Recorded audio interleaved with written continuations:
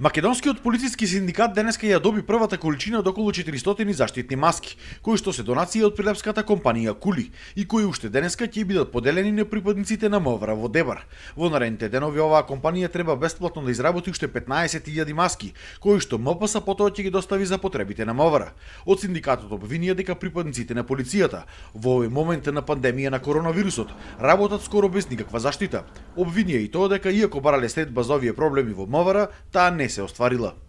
На терен е алармантна ситуацијата. Колегите немаат доволно, не имаат ни минимум средства за заштита.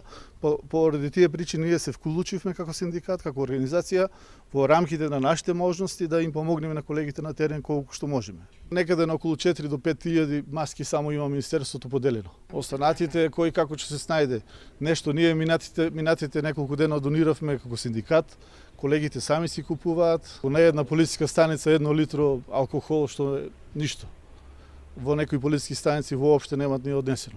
Лидерот на опозицијата пак Христијан Мицкоски вчера изјави дека иако министерот Чулев барал санитетски материјали од владата, тие им одговориле дека веќе му биле доделени 4000 маски, што според Мицкоски тие маски не се доволни ниту за 24 часа, бидејќи полицијата држи под надзор и секој ден посетува над 2500 луѓе кои што се во самоизолација.